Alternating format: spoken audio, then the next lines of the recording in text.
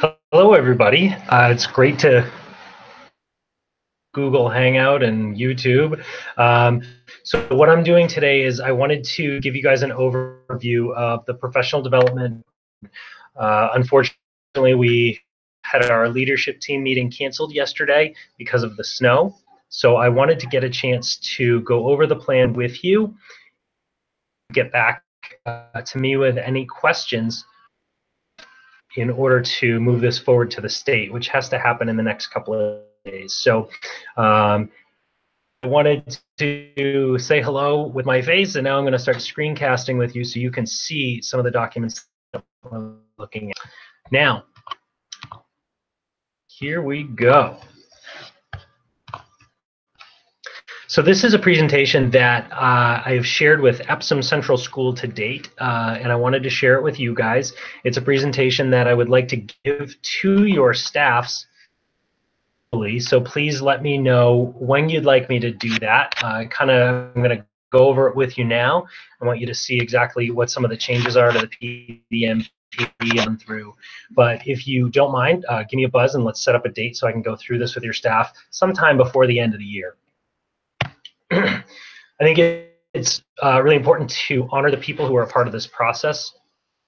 Included stakeholders from all parts of our realm. Pat Connors was our principal representative. We had paraprofessionals included in the process, as well as some of our tech integrators / library media specialists. So all of these folks from all of your buildings came together over the course of 2 really long days, put in some hard work to make decisions about how we were going to move forward and really PD master plan for the next 5 years. So our work included the review and evaluation of the current plan, did drafting a new in accordance with NHDOE expectations and guidelines. There's, I think, probably a 30-page document of all the different things we have to have, including their own rubric that they use to assess plans. Wanted to ensure that stakeholder voices were a part of the process. That's why there was someone on the committee from each building.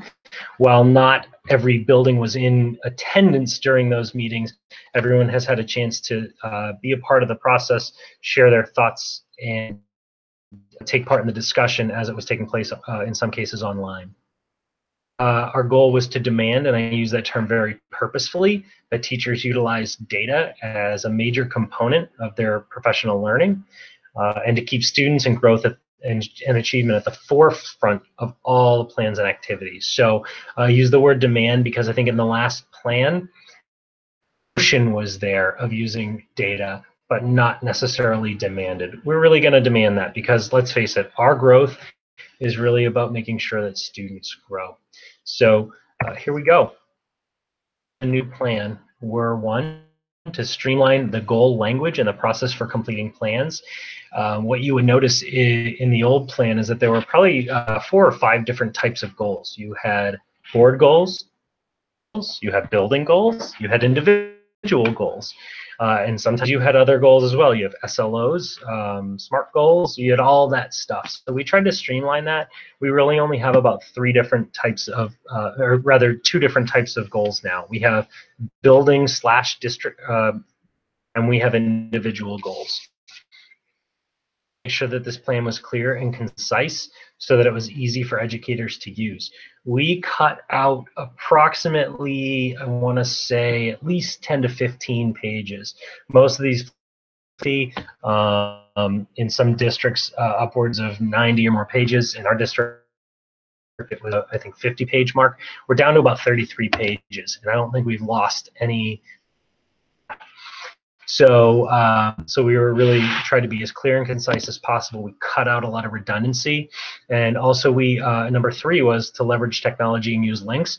We use hyperlinks wherever possible. So instead of including additional documents that might have been peripheral, we just linked out to them. And finally, we wanted to align our frontline / My Learning Plan documents with the new plan. That's a process that's ongoing and should be done as soon as this plan heads off to the DOE. So some major shifts that you'll see is a focus on data, collaboration, an updated decision-making model, an iterative process in that decision-making model, and a streamlining.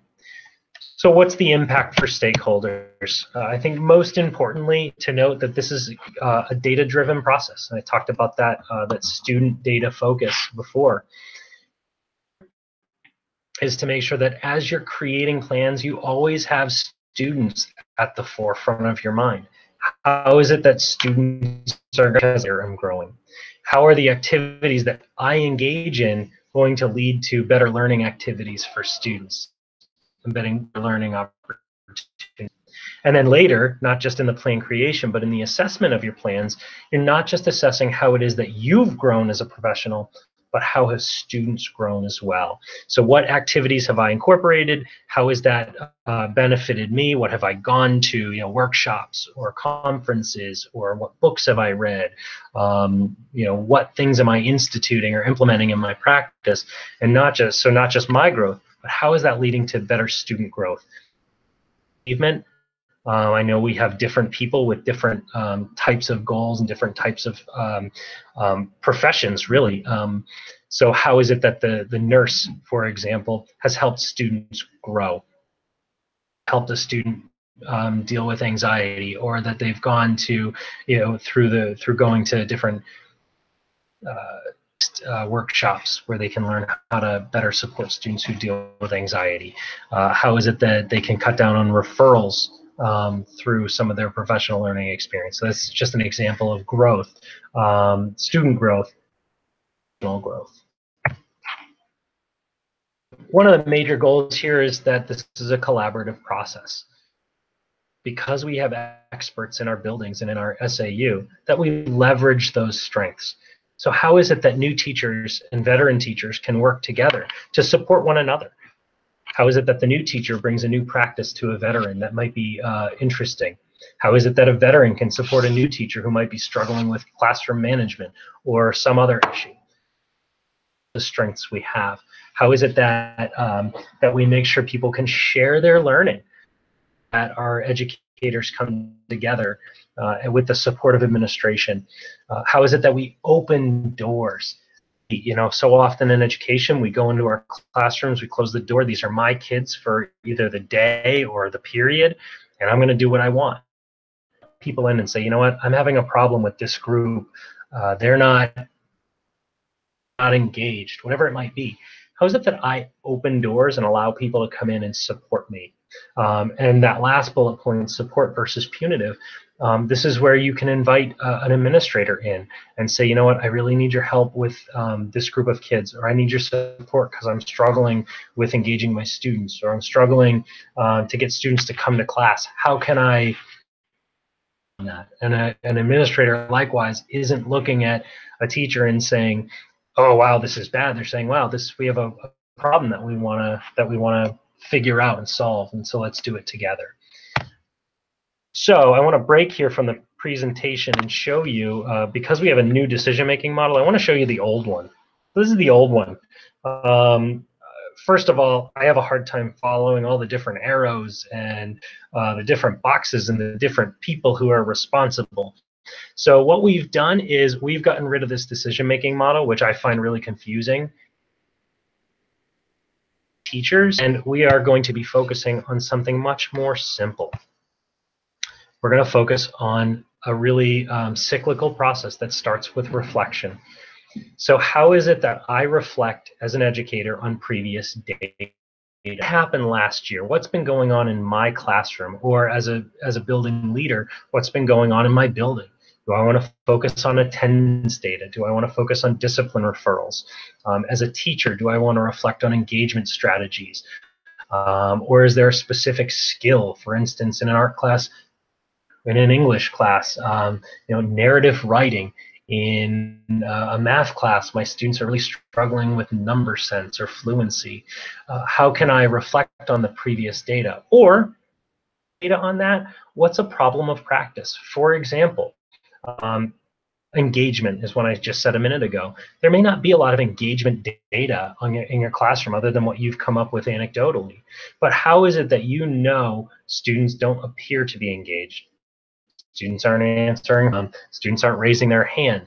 Well, So what is my problem of practice is how do I better engage students? So that's your reflection. Next is that we develop goals.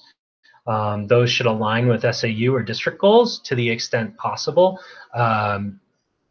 Those SAU and district goals should be very broad. It should be about overall student as individual educators to hone in more, develop those goals. Next, we move into developing an action plan. What is it you think you're going to go to? Are you going to go to a conference or a workshop? Are you going to read some books on your own? Are you going to read some books with colleagues and do a book study, a facilitative book group? Are you going to take a college course, graduate level course, whatever it may be? So what is it you think you're going to go to or do, and when do you think you'll have those things completed by? Implementation. Go to workshops, go to conferences, meet with colleagues, join a PLC, a critical friends group, whatever it may be, and implement the practices that you're learning. So I just read about blank in my book study, my guided book study, and all of the teachers in the group have planned on incorporating this practice about engagement, and then going and doing those things. Creating lesson plans, creating assessments that all fall in line with the practices you're learning about. And finally, the goal here is to assess the results. So look at the new data that comes out of that practice. Or, if it's engagement, do your own quick study. Have someone come in and analyze how much students are raising their hand or engaging in conversation in class. But the most important piece about this decision-making model is that it's not over. I said finally, but it's not over with assess the results. We actually lead back into a reflection. Sudden, after we've dealt with student engagement, we realized it's not that, but it's actually been something more like instructional strategies. And so how is it that we now have a new problem of practice based on our old goals? I think this process is naturally leads to one that is iterative. It's process oriented. It's about constantly growing. It's about constantly keeping in mind what students are struggling with or what I'm struggling with as a professional in order to solve those problems, fix them, grow, and see better data, better results. And so it's ongoing. You'll notice later on in this presentation that we've taken out the time-bound component of a SMART goal when we ask you to develop your goals. That's because growing is ongoing. Fact that some goals, just because we have a 3-year goal process, some goals take longer than 3 years and some don't take 3 years. So how is it that we can go through this process iterative way, recognize when we have met a goal and find something new to move on to, or when we recognize we're not going to meet our goal. And likewise, not meeting your goal isn't a bad thing. It just shows that you need further study, further tools, more time, etc. Or maybe your goal wasn't worthy of being studied for 3 years. So it's iterative, it's ongoing, it's reflective in a larger process. This PDMP is streamlined. Goal language a little bit earlier, that we've taken a lot of that out. So building goals and SAU goals and SLOs, we've really tried to align it so that in this plan everything is streamlined. There's really just those two goals: individual goals or SAU/district goals. Moved excessive steps. I think you'll be really excited to know that we do not have reflection B moving forward. None of the data from people who are in cycle are going to be lost, but the reflections themselves were redundant, because not only do they ask you to reflect prior to creating your goals, but then they ask you to reflect again while you're creating your goals. So we've created just the process that while you're creating your goals, you are doing the reflection. I'll show you that in just a minute. Become an easier process by cutting out some steps, and we've created less paperwork. So I think teachers will appreciate that. I think building leaders will appreciate that. So we're going to stop the presentation here. I wanted to show you the new IPDP form, the Individual Professional Development Form. And as you look at this, what I want you to recognize is that this is going to be in the My Learning Plan frontline form, but that it looks very similar up top. But here's where we add that data gathering. So this is the reflection data from the past, or finding a problem of practice based on your experience, or if you don't have experience, based on what you might anticipate experiencing. Know that as you look at the data, you've got to focus on the knowledge of learner and learning, your content or subject area. Then you develop your goal. You have to create a goal for each of those areas, knowledge of learner and learning, and content subject area. My hope is that what we'll do in my learning plan is, rather than listing 5, which it is now, we have a little checkbox right around here that says add another goal. Then we move into the proposed activities. So we want to make sure that people, start to reflect on what might I take part in? When might I do those things? Is there a strategic 3-year plan that I have? Am I going to front load a lot of my learning and then implementation in the following 2 years? So this allows you to help plan that out a little bit. And then finally, how are you going to document your learning? Are you doing an evidence-based portfolio, PD hours, or a combination of both? Forward in the next PD plan, so 2023 on, is that everyone is doing an evidence-based portfolio. I just don't think we're there yet. I've only been here 6 months, and I really didn't want to push that right away. So that's what the new PD form will look like. Let's get back to the last slide for your edification is questions. When I presented in Epsom, there were really no major questions, so I think it's indicative of a pretty good plan. Next, I want to walk you through some of the things in the actual plan. So here, the plan includes a new table of contents. Obviously, the blue type that you see means that something has been updated or changed. We've stricken a lot of things from the old plan because they were just archaic. They didn't make sense in our current context. So we added new things, a new statement of purpose, new guiding principles. Are based on our philosophy as an SAU, that all students can learn, competency-based learning, that our learning as professionals should be job embedded. All of those things are kind of a part of this. Go through the professional development committee responsibilities, roles, things like that. That's really not terribly concerning for you guys at this point in time. Selection, use, and interpretation, because it gets down to, I'm just flying down here, how do we develop goals? What types, when do they have to be done, by whom? And then more importantly, in the data sources, what data might we collect? This is not everything a teacher might pull to develop their goals, but it is certainly something. Let's see, some things in yellow here. These are more pertinent for principals. Make sure that every year that your SBAC results, make sure that it's public and transparent. That's important, and I'd say post it on your website. That's something that I don't believe happens currently in all schools right now, and that would be important for everyone to do. In mind that I should be highlighted above, but it's not at the present moment, is that principals really do need to talk to their staffs about the plan at the beginning of every year. So it includes giving them deadlines, like goals need to be in by October 15th, new goals. Just make sure that maybe on day 1 of your opening day sessions with teachers that you go over this plan in brief. Make sure people understand the timelines and things like that. That is part of the state's statute and their policy. So